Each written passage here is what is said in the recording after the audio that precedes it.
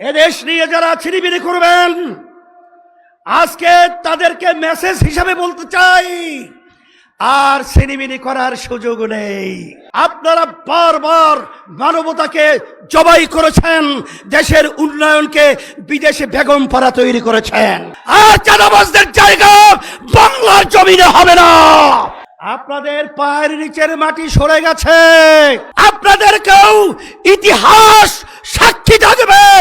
বাংলাদেশের মানুষ আপনাদেরকেও সেভাবে বাংলার জমিন থেকে উৎখাত করেই ছাড়বে।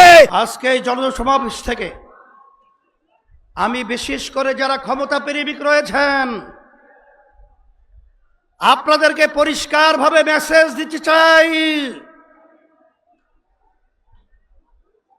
2024 এই দেশকে অভ্যুত্থানের জন্য যারা জীবন দিয়েছে, রক্ত দিয়েছে, পঙ্গু হয়েছে, চক্ষু হারিয়েছে, এখনো মায়ের কান্না বন্ধ হয় নাই, এখনো সেই দৃশ্য আমাদের চোখের সামনে থেকে বিলীন হয় নাই।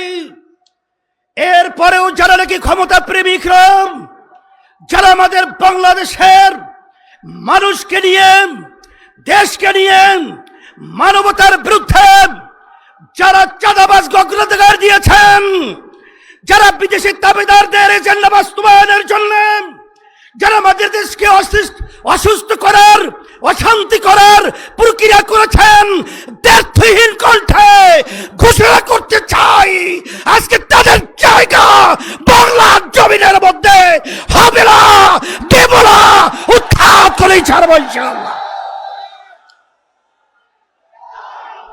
সাথে সাথে আমি বিশেষ করে যারা নাকি ক্ষমতা প্রেমিক রয়েছেন তাদেরকে আমরা বলতে চাই, বড় আশা করে আমরা গণ অভ্যুত্থানে জানের ঝুঁকি নিয়ে আমরা রাস্তায় নেমেছিলাম, কিন্তু এই চাঁদাবাজ দেখার জন্য আমরা রাস্তায় নামি নাই। মানুষকে খুন হবে এর জন্য আমরা রাস্তায় নামে নাই। আমাদের দেশের ভিতরে আবার অশান্তি তৈরি হবে এই জন্য আমরা রাস্তায় জীবন দেওয়ার জন্য নামি নাই। আজকে আপনারা দেখে নেন, যারা ক্ষমতা প্রেমিক রয়েছেন, আজকে সারা বাংলাদেশের আজকে মানুষের অবস্থান তাকিয়ে তাকিয়ে দেখেন যে আজকে এই সমাবেশ থেকে চাঁদাবাজদেরকে না শব্দ বলে বাংলার জমিন থেকে আজকে যারা টাকা বিদেশে পাচার করার করছেন তাদের বাংলাদেশের জনগণ আপনাদেরকে প্রত্যাখ্যাত করবে।